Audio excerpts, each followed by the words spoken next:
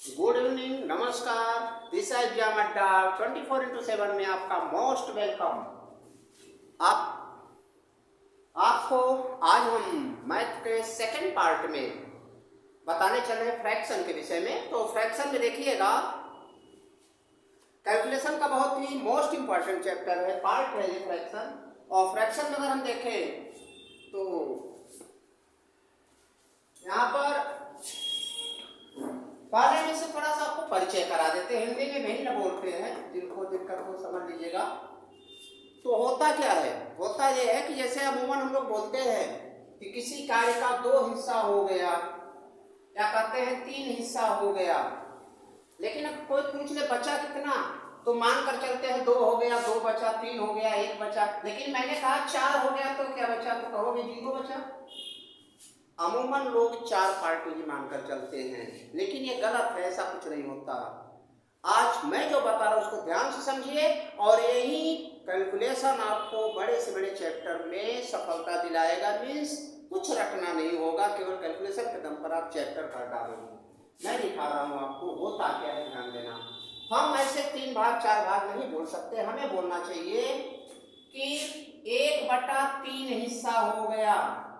इसका मतलब ये हुआ किसी काम को अगर आप तीन बराबर भागों में बांट दो तो उसमें से एक भाग हो गया, दो भाग बच गए।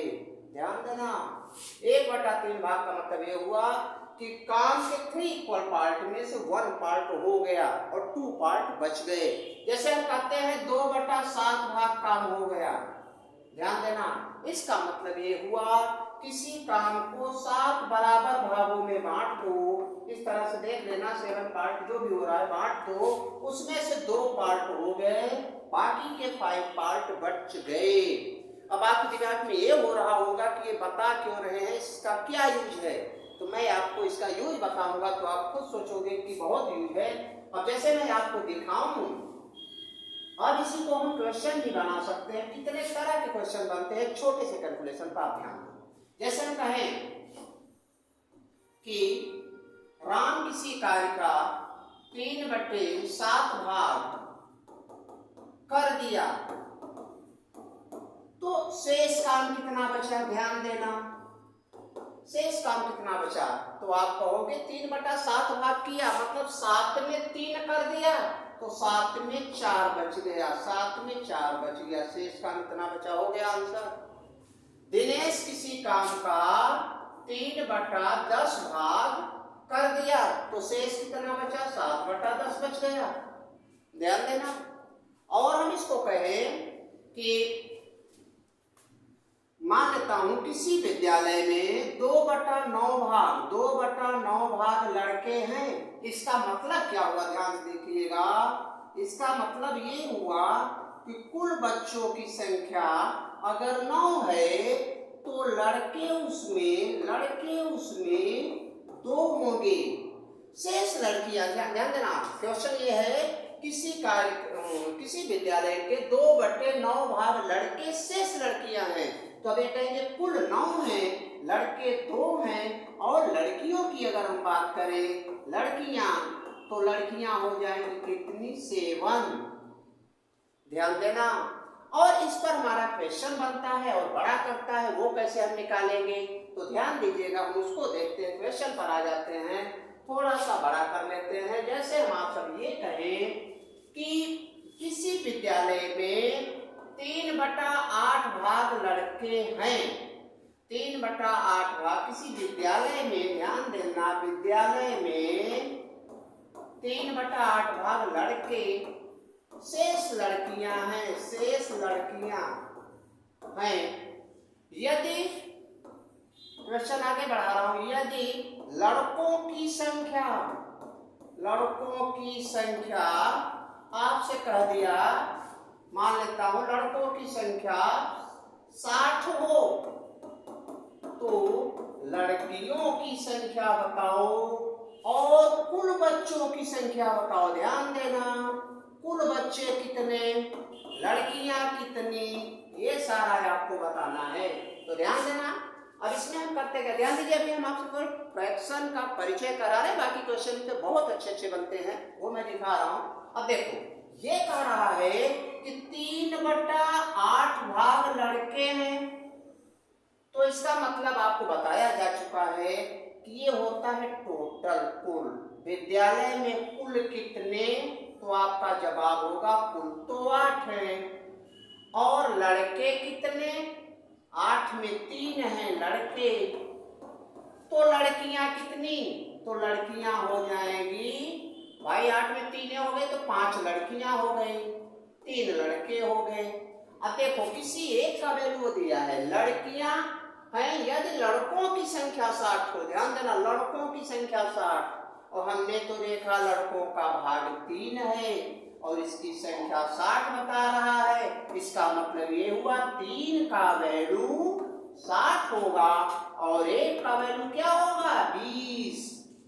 ध्यान देना, ये जो आप फ्रैक्शन मान रहे हो उसमें एक पार्ट का वैल्यू मैंने क्या निकाल लिया, 20, और एक का अगर 20 है, अगर मैं कुल की बात करूं, कुल तो 8 पार्ट है, ध्यान देना, कुल कितने हैं 8, और एक का वैल्यू क्या है 20, तो 8 का वैल्यू क्या होगा, तो आपका होगा 8 गुना में 20, 160, इतने लड़के, सॉरी इतने छात्र।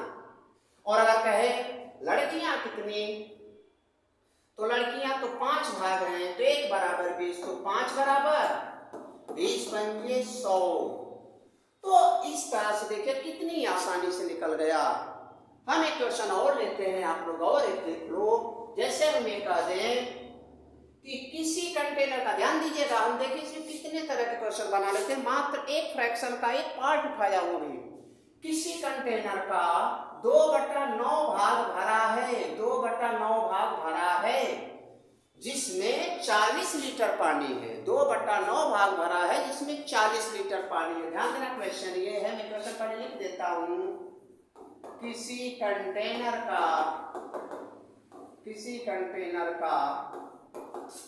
2/9 भाग भरा है, जिसमें 40 लीटर पानी है, कितना लीटर पानी और डाल दें, कितना लीटर पानी और डाल दें कि पूरा कंटेनर भर जाए, तो अब यहां पर देखो आप 2/9 भाग भरा है, हमने कहा 2/9 भाग भरा, ध्यान से सुनना। अब हम यहाँ पर वही करते हैं, ये 2/9 भाग भरा है, ध्यान देना, 2/9 पार्ट फुल भरा हुआ है, तो इसका मतलब क्या हुआ, कुल कितना, तो आप कहोगे कुल तो 9 भाग है। इसने भरा कितना, तो आप कहोगे भरा तो 2 भाग है। इसका मतलब खाली कितना, तो कहोगे खाली 9 में 2 भरा है, तो खाली इसका मतलब 7 भाग है। ध्यान देना, खाली कितना, 7 भाग।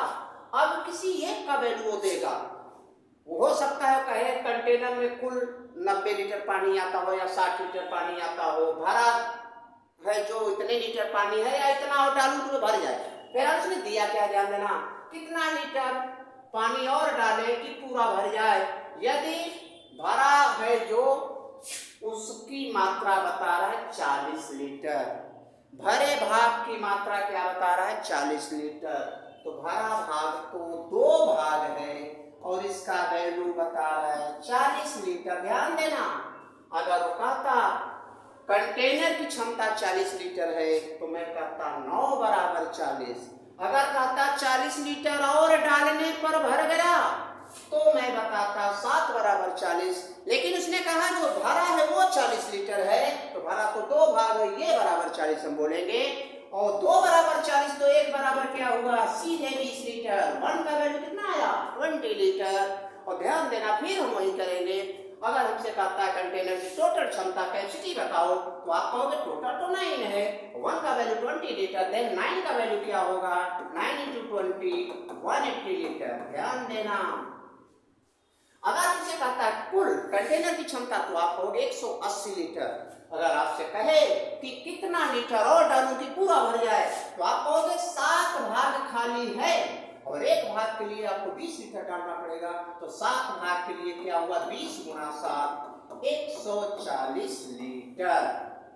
ध्यान देना, कितना, 140 लीटर और डालू तो भर जाए। वैसे भी आप काउंट कर सकते हो, 40 भरा है, 140 और डालूंगा, टोटल हो गया ना 180।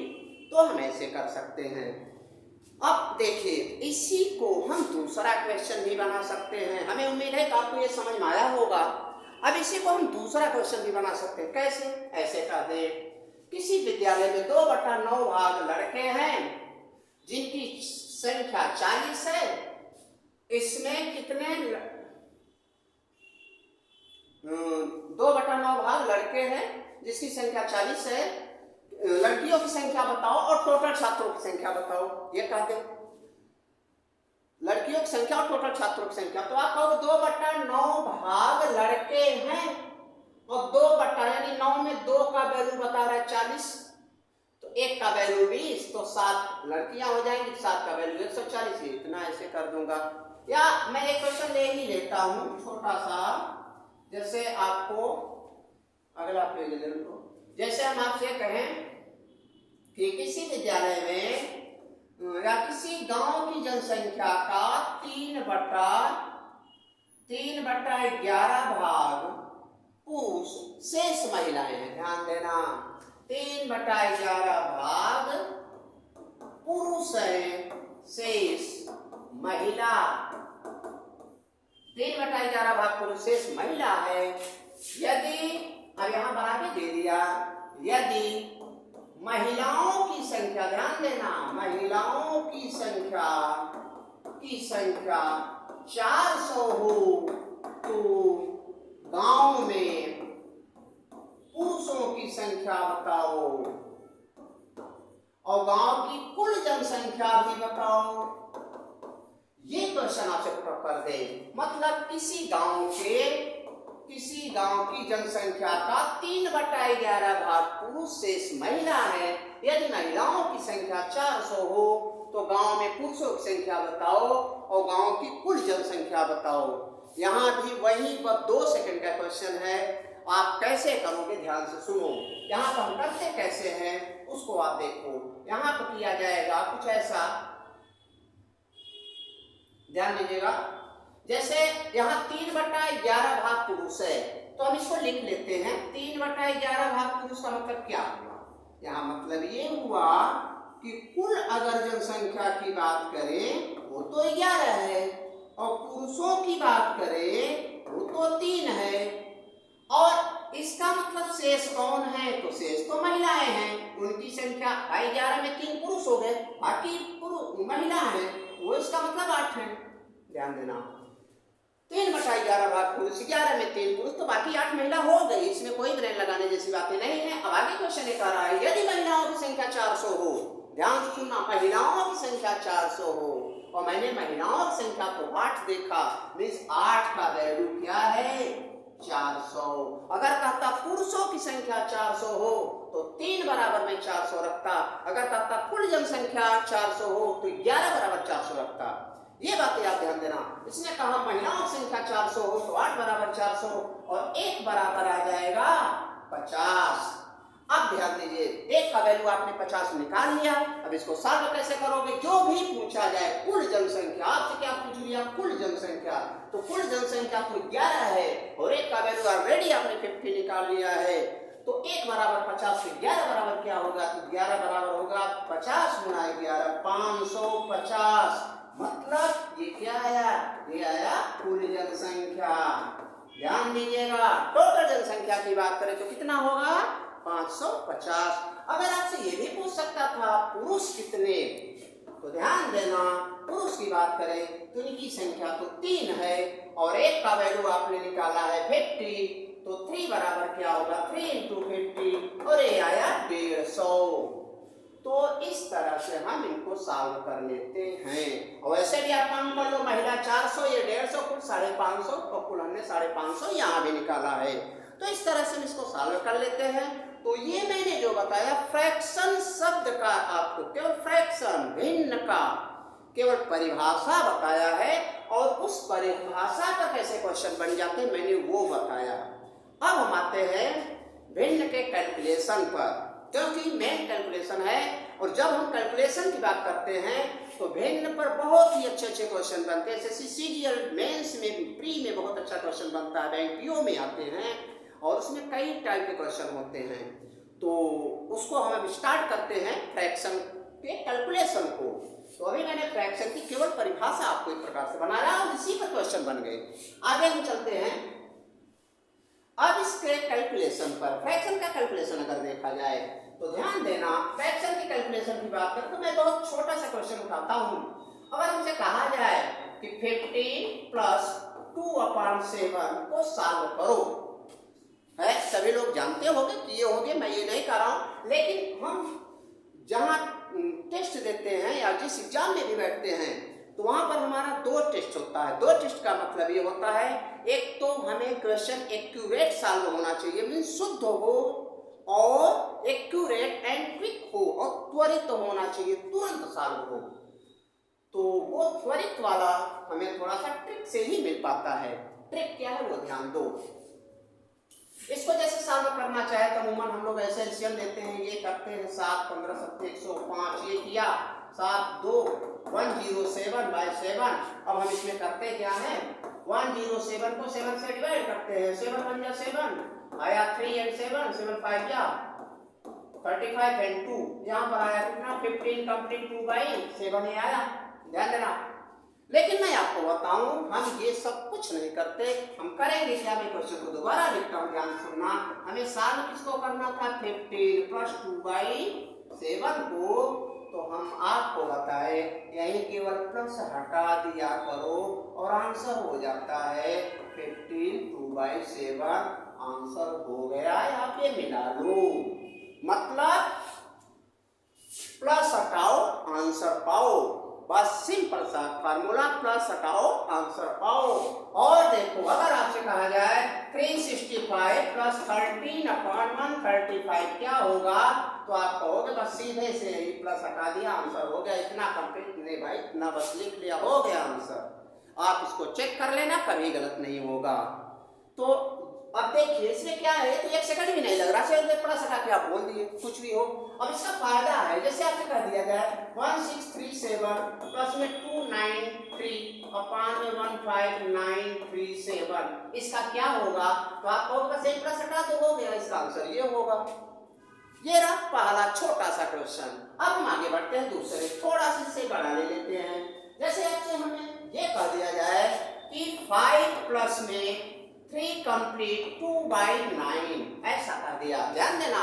अभी तक ये 3 नहीं था तो हम प्लस हटा करके ऐसा कर देते थे, अब ये 3 भी आ गया तो कोई नहीं, इसको आप ऐड कर दो, 5 3 8 2/9 अपनी जगह पर आंसर हो गया। बस हमने आपसे कहा 139 प्लस 15 कंप्लीट 2/17, इसका क्या होगा, तो आप सीधे इसको ऐड करोगे, 139 प्लस 140 1050 154 154 2/17, ये आंसर हो गया। हम इस तरह से निकाल लेते हैं। अब इसमें रही बात ये, अब इसको थोड़ा सा हम बड़ा करते हैं। कुछ लोगों को लगता है कि इतना छोटा नहीं आता, बड़ा तो बिल्कुल बड़ा आता है, लेकिन इन सब स्टेप का हम किसी क्वेश्चन को लगाते हैं, बीच बीच में आते रहते हैं, वहां जरूरत होती है और हम इतना टाइम दे देते हैं जिसकी वजह से टाइम कम पड़ता है, हम क्वेश्चन छोड़ कर आते हैं, वो चीजें नहीं होनी चाहिए। तो यहाँ पर हम और देखें, जैसे अब हम आपसे ये कह दें, मान लेता हूं कुछ ऐसा दिया हो, 15 complete 2/11 plus 10 complete 1/11 plus 5 complete 3/11 plus 15 complete 4/11, कुछ ऐसा दिया है। ध्यान देना, मैंने एक बात यहाँ पर सामान्य रूप से रखा है और वो है कि सबके नीचे वाला मैंने केवल 11 ही रखा है।